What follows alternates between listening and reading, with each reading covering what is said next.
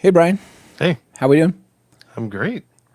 Ready to kick off this week's show? Yeah. Yeah, let's do it. All right.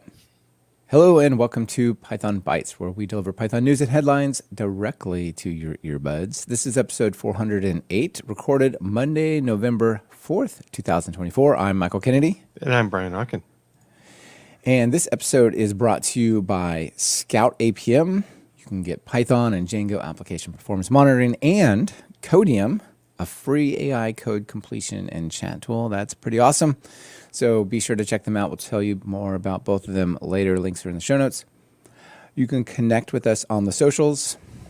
Best place probably is Fosstodon or Mastodon. Sometimes people confuse this like, oh, you have to be on Fosstodon. Like, no, anywhere in Mastodon, anywhere in that social network is totally fine. Doesn't matter where you are. We'd be happy to chat with you there. You can sometimes find us on X, sometimes on LinkedIn, but, Mastodon maybe. Watch the show live at pythonbytes.fm/live. Be part of the audience. Usually, Brian, at 10 a.m. on Mondays, Pacific time, but not today, a little earlier. And finally, if you want a artisanal, handcrafted digest of everything that we talked about, written by hand for you by Brian Hawken, just join our newsletter list. Go to pythonbytes.fm, click on newsletter. We won't share your stuff. Just for us to talk with you. And with that, Brian, I believe we are ready to kick it off. It's both earlier and slightly less early than you expected. Yes. Right? It's 7:30 for our time in the morning. But actually, is that 8:30? I don't know. Like, time is weird. It's been warped. Yeah, time's on hold right now until the end of tomorrow, but we'll see. No, but time change. But we're not going to talk about time change. We're going to talk about GitHub Actions security. So I ran across, let's pop this up. I ran across Ned Batchelder's GitHub Actions security Zizmore, Zizmor. So it's not Ned's tool, but he came across it. So we'll talk a little bit about what it does. So it is, I'm going to pop over. It is, Zizmor is, it says it's a tool for finding security issues with GitHub Action setups. So what are we talking about here?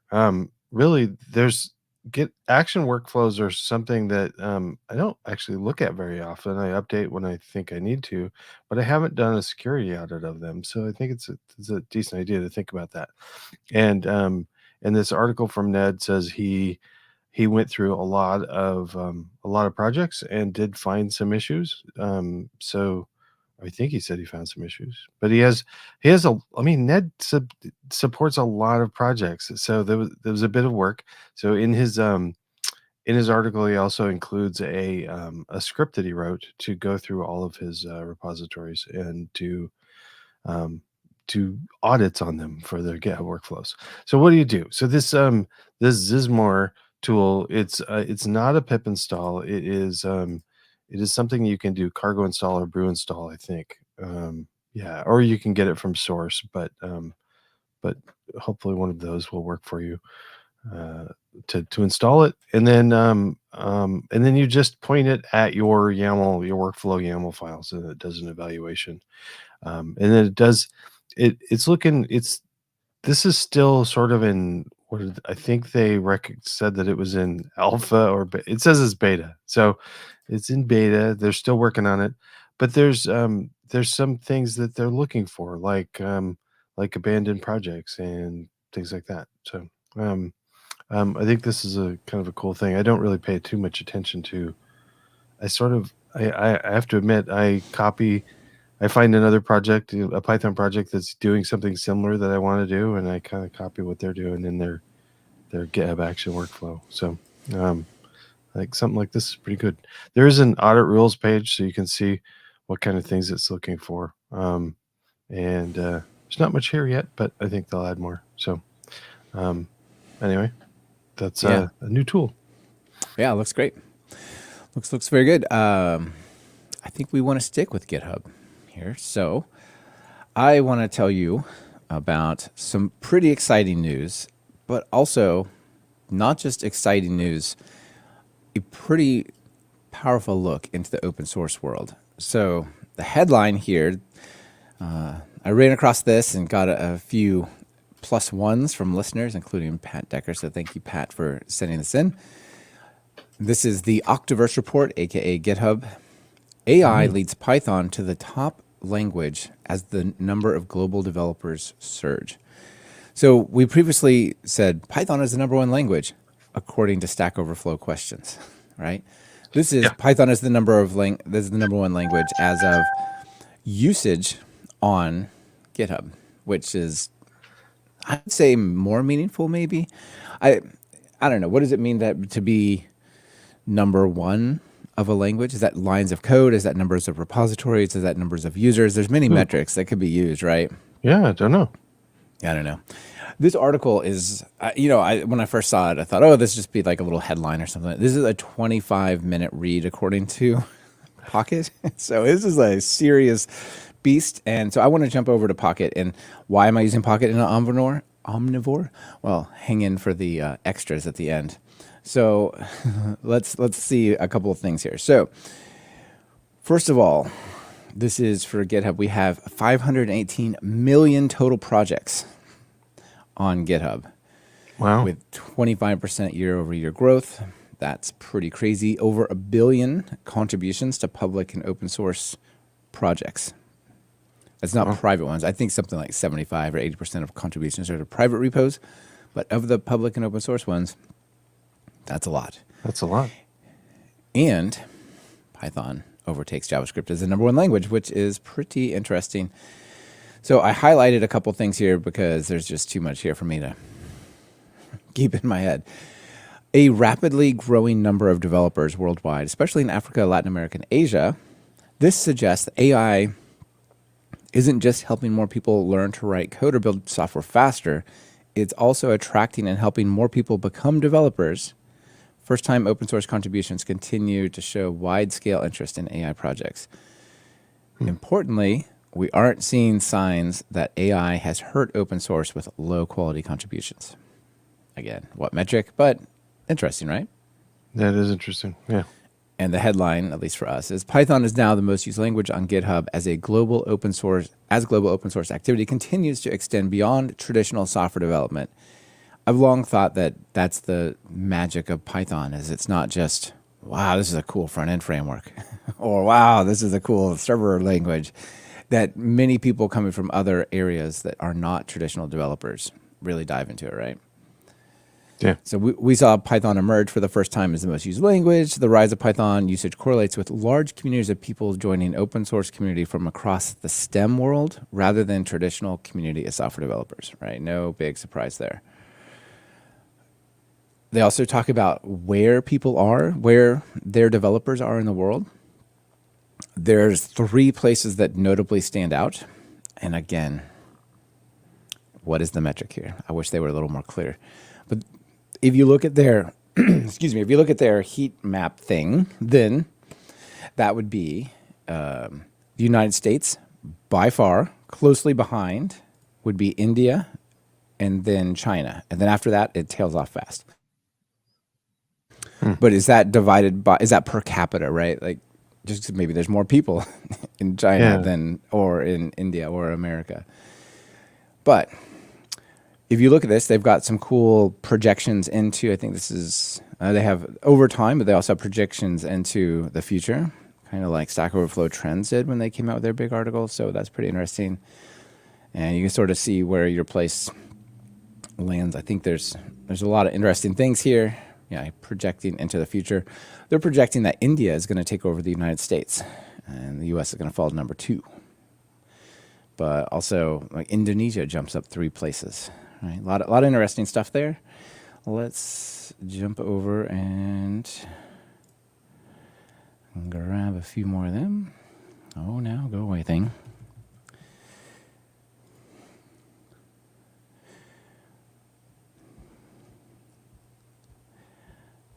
This thing is so hard to navigate. It's so big. Okay.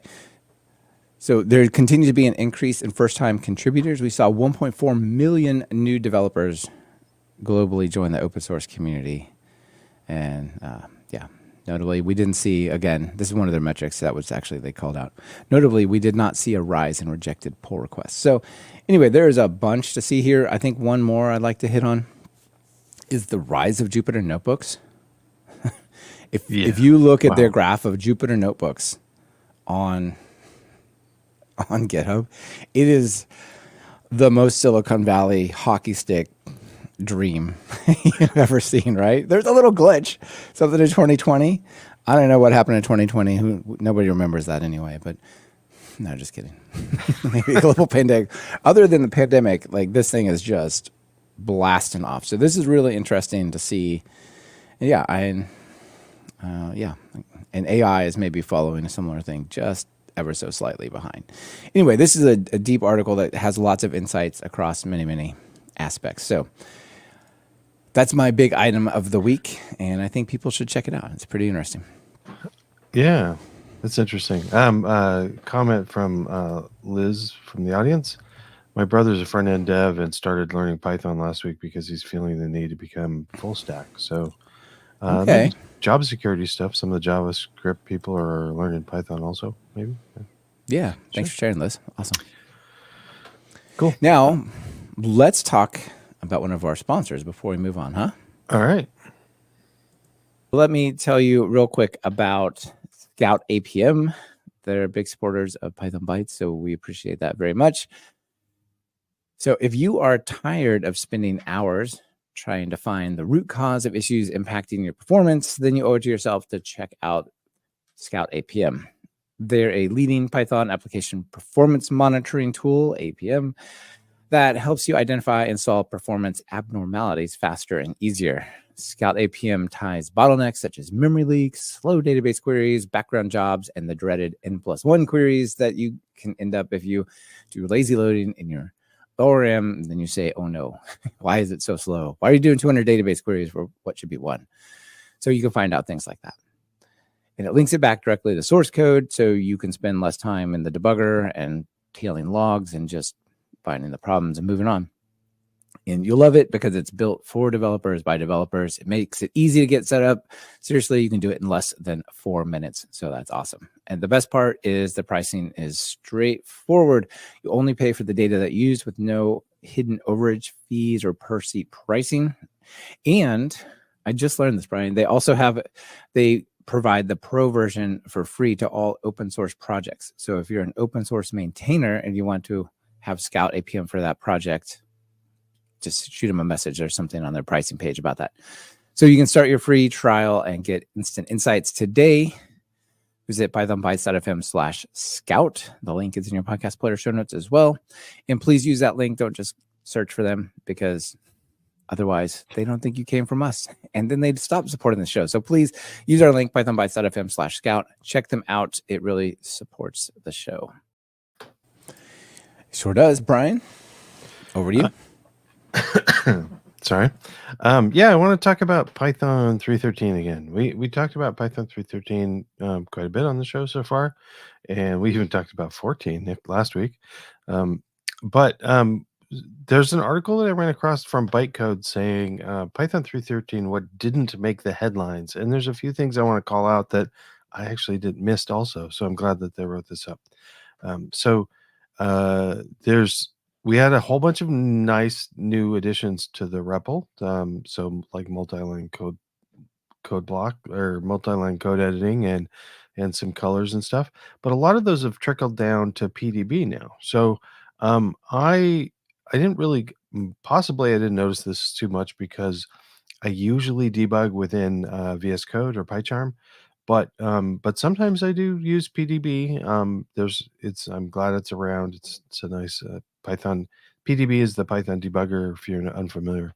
But what did PDB get? It got multi-line editing, which is cool. It got code completion, just like the REPL. What's some other things? Break accepts dotted paths. I don't really know what that means. So you can easily add breakpoints to any lib dynamically. Oh, that makes sense. Is that maybe like / slash this or dot, kind of the relative imports? Yeah. Probably. Anyway, mostly the first two I'm really pretty excited about: code completion and multi-line editing within PDB. That's a great addition. So cool to have those go into PDB as well. Some and yeah, what else do I want to highlight? There's a few other things in here that I thought were pretty cool. There's Pathlib had some a lot of performance optimizations, which is great. Because I use Pathlib all the time now. So if Yeah. it's a little bit faster, great, awesome. I like that. And SHUtil, shell util. Yeah. Yeah, do That you thing's use gonna shell love. util much? Yeah, a little bit, not a ton, but Yeah. when I So want it, it's like very welcome. yeah, the SHUtil or shutil. I never know how to pronounce that. It's probably SHUtil. Anyway, yeah. What did we say about that? The shutil module providing high level file system operations such as recursive delete and copy has seen tweaks. Many bugs were fixed and options were added. You can choose how to handle symlinks. Oh, that's cool. Mm-hmm. Yeah, I'm gonna have to check that out.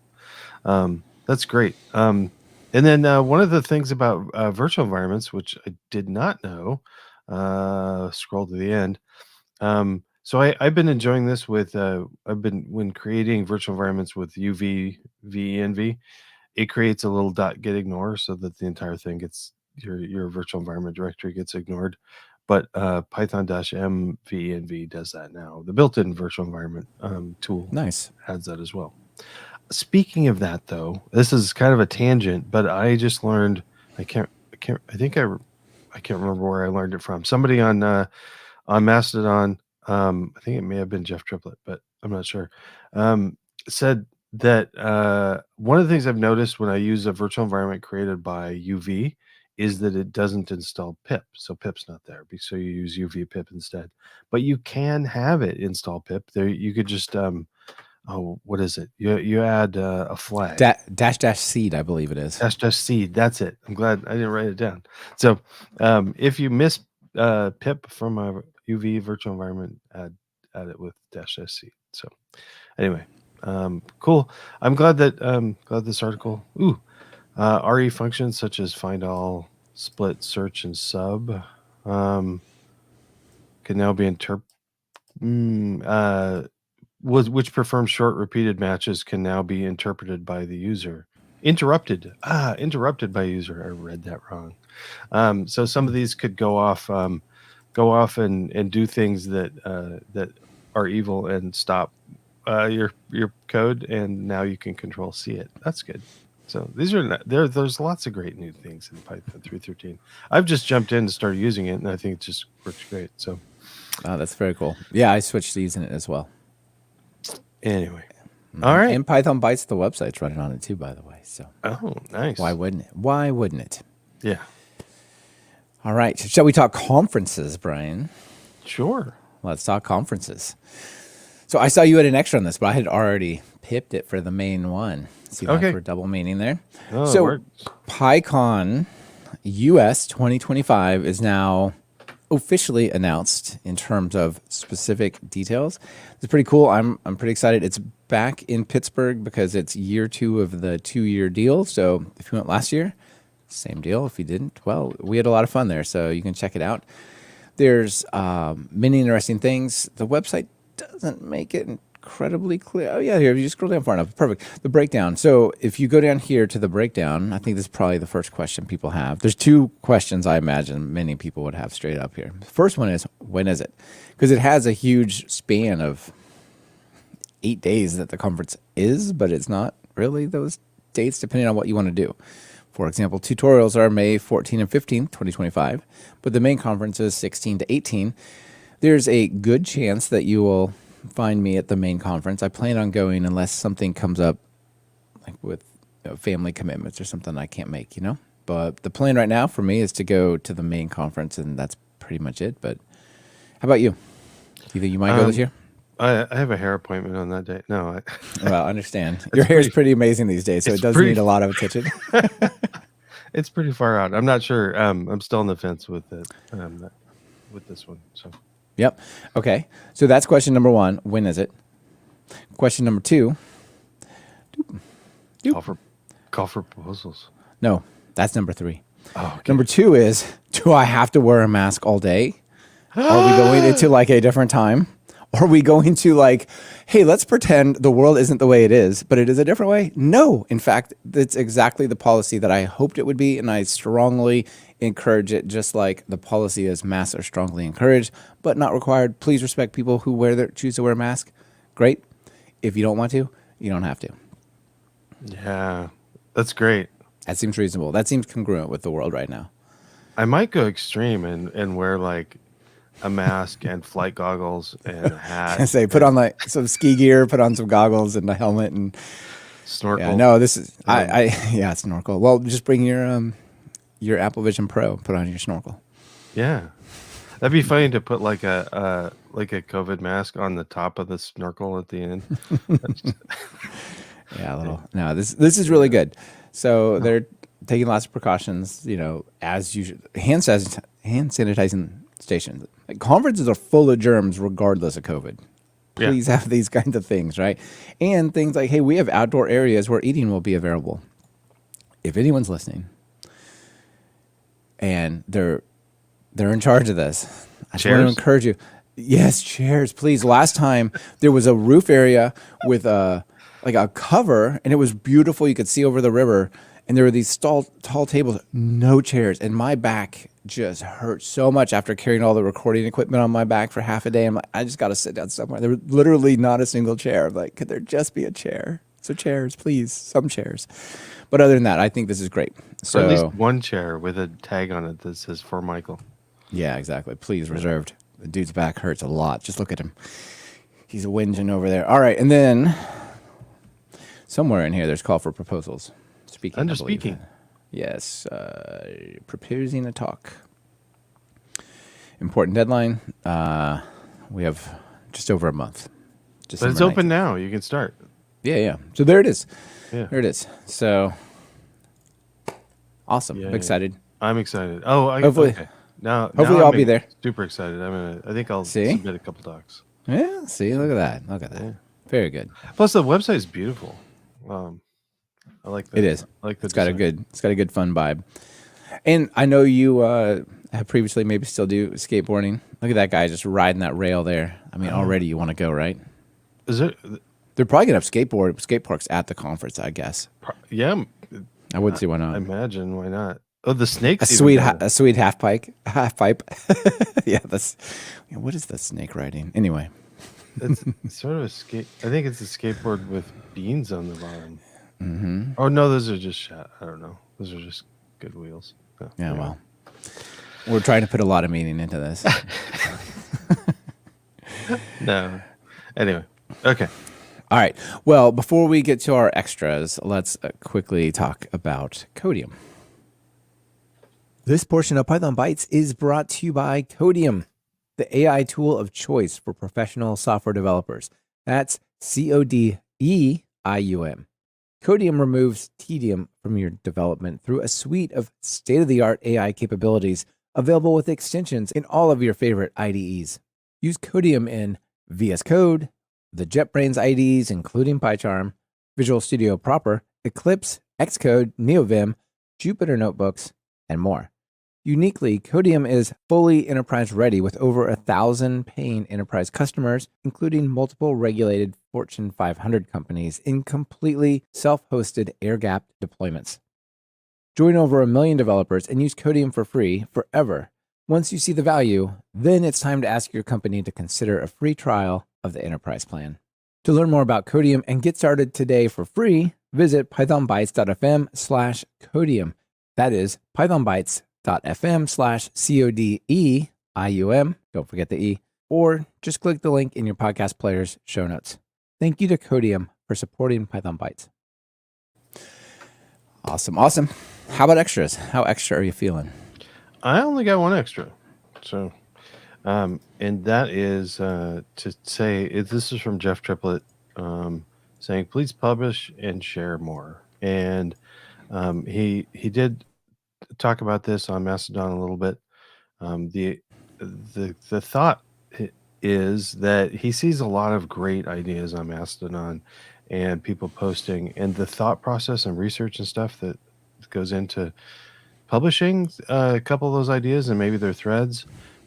You're almost to a post. Just write it up, and I totally agree. There's if it's great to post on social media, but why not just write it on a blog and then do a snippet of it and link to it from Mastodon or whatever social you're posting it on. Totally agree, and encourage people to do that more. And there's a little bit around it, like talking about. He says he uses Grammarly because of dyslexia, which is I didn't know that about Jeff. That's pretty cool. And I don't mean to plug Grammarly, but it did help one of my kids get through college. So This episode sponsored by Grammarly for Brian. but really. if you don't want to pay for something, he's also recommending something called Language Tool. There's a link to it in his post. It's pretty cool. But also, you don't really need to do that. It's fine to just, I mean, we're all nerds here. Write up something you learned, post it on a blog, and link to it in a Mastodon post or something. Let us know about it. And if there's something glaringly technical editors or technical errors, one of your readers will let you know to fix it. But it's to be nice. It's not to be mean. And I encourage that too. I don't I actually don't use any grammar checkers when I'm writing blog posts. I just put it out there. But Nice. anyway, Yeah, you and I both have our blogs on Hugo, which you write with Markdown. yeah. And I have a little bit of a hack for folks if they also do that. I've started writing my posts, my longer posts at least, on something like Google Docs, where you get grammar checking and help and autocomplete and all that kind of stuff. And I've found if you just Control A, Control C, and paste it into Typora, it will markdownify everything. Like H2s become hash things, and all the links become bracket links and bolds, all that kind of stuff. Really, really nice. So if you want a little bit of support, but then you're also doing Markdown, that's a pretty sweet one. Paste it to where? Appfora? Typora. What? Typora is an amazing Markdown editor. Yeah, Typora is really good. Huh. I usually just use VS Code, and it does enough grammar Yeah. and spelling checking for me. Did you know that Typora you can save as an EPUB file if you want? Okay, that's I pretty mean, cool. all sorts of good stuff in there. So You can write an ebook. Exactly. Anyway, that's pretty cool. All right. All right, I got a couple extras, but I'll go quick. I just recently had Stephanie Mullen on to talk about pre-commit hooks. I think I talked about that. That was going to be on, and now it has happened. Now I'm talking about it having happened. The reason I bring that up is one of the things that I just ran across is pre-commit UV. So this is pretty cool from the Tox dev group. Uses UV to create virtual environments and installing packages for pre-commit rather than regular ones. So this is pretty cool. So, that's something that Tox and Nox and friends all do a lot of. So pretty cool. People can check that out if they like. Nice. Why, Brian, was I using Pocket? Did you see how much I had to struggle with that thing? That's because my favorite read later thing is shutting down. Omnivore is shutting down. Not because they went out of business, because they were awesome, but because they got bought and they decided it's too expensive to run text-based highlights. I don't know. It doesn't seem that intense. It's not profitable enough. It's not. And I mean, get on it, folks, because one of people who started using it because we recommended it is pointed this out to me. Omnivore will support exports of your data into JSON, because what are you going to do with that, until November 30th. And then after that time, we will be deleting all of your data. So have fun with that. There's a lot of options. Readwise has been recommended. Pocket is an option. Instapaper. I found some really cool open source self-hosted ones. I'm like, no, Michael, you don't need more things to babysit. Just log back into Pocket. I've been using Pocket. I think it works for me.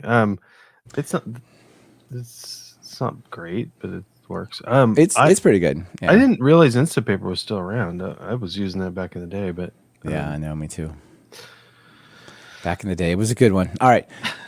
The voices though, and that's what they were required by. They were required by this thing called 11 Labs, which is all about creating Give It audio. And I was pretty excited. I'm like, oh, this might just make it even better. Free text to speech and voice generated. I'm like, oh, okay, I could just download that and check it out, right? But if you look at the pricing, it's ridiculous. I mean, you get for $5 a month, you get 30 minutes of speech. I mean, that's like ebook, audiobook prices, but they don't generate the book; they just speak it. For $11, you get an hour and a half per month. Like, huh? Okay. If your only purpose is to read stuff in audio to somebody and say like you only get 30 minutes of it per month, I don't know. It's kind of weird, but. And the jump between that and $99, 11 to $99, that's a big jump. That's a month. That's not a year. To have it read you text off the internet. That's pretty steep.